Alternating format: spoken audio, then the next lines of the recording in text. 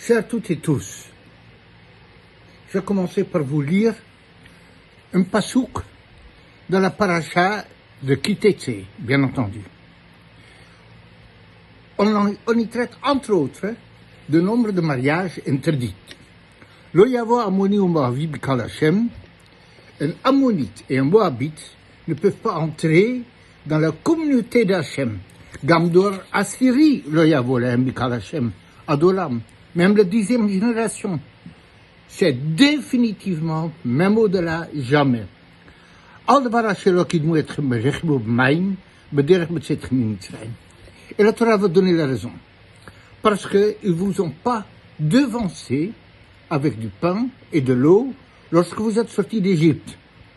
Et Vacher, Sachar Alecha et Bil'am ben Bepor, deuxième raison, parce que c'est eux qui ont embauché Bil'am ben Bepor, Adaha, Aram Naharaim, le Kaleleka, pour vous maudire, le prophète païen, pour vous maudire.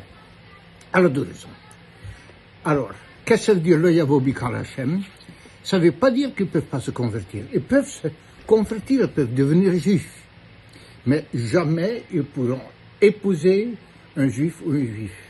Ils doivent toujours rester entre eux. Alors, les Mitzrim, ceux, les Égyptiens, ils ne peuvent pas venir Bikal Hashem pendant 3 générations. Mais les arrière-petits-enfants, ils peuvent donc se convertir tous, et ils peuvent même épouser un juif. Alors, la raison de Bil'am, on le comprend fort bien.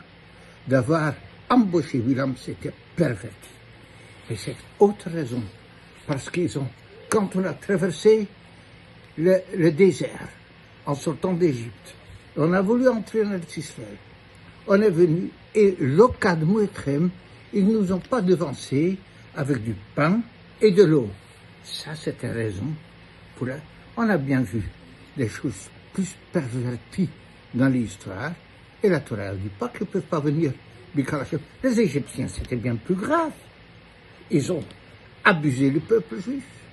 Alors, pourquoi cela était raison? Lo yavo bikal Hashem. Alors, je vous rappelle, les Béné Israël sont sortis de Mitzrayim, ils se sont approchés du territoire de Moab, et ils ont demandé, Navor, laisse-nous passer Barzechem, on ne va pas vous faire la guerre, on ne va pas abuser rien du tout, votre pain et votre eau, on va le payer pour.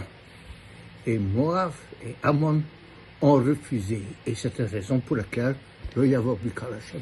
Mais la question que nous avons posée, où est la gravité ultime de cette chose? Alors je voudrais vous rappeler, l'essentiel de la vie, c'est Avoda, le service d'Hachem.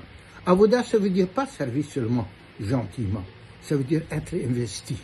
C'est le combat avec les Yetzirara, avec le mauvais penchant.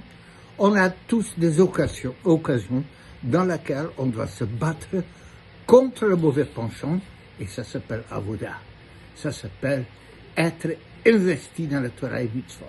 Tant que tout va tout seul, oui, en effet, mais il y a des situations différentes. Moab et Ammon sont les descendants des enfants de Lot. Il y a 2 filles qui ont eu des enfants, qui ont respecté, l'une appelée Méavi, de mon père, puisque c'était un inceste de mon père, et l'autre, Ammon, un peu plus fin, ça veut dire mon ami. Alors Chazal explique que les filles de Lot n'étaient pas mauvaises. Si elles ont été sauvées, c'est parce qu'ils avaient un sentiment de générosité. Et quand ils se sont liés à leur père, comme dit le texte, c'était parce qu'ils avaient peur que c'était la fin de l'humanité, apocalypse total, qu'il n'y aura plus de survivantes, et qu'elles avaient la charge d'assurer qu'il y a encore une génération, une suite dans l'histoire. Ça veut dire que quoi? Leur essence, c'était de générosité.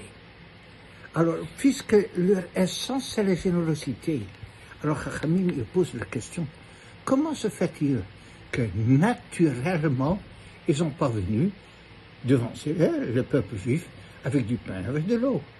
La réponse est, ils ont fait un avoda, un service, un investissement mais pas contre les Yetzirah, contre leur Yetzirah Tov, contre leur bonne inclinaison.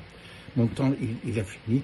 Vous avez compris, ça, c'est une perversité ultime quand on se bat contre son Yetzirah Tov. Il n'y a pas la place pour ça dans le peuple juif. Mon temps est passé. Shabbat Shalom.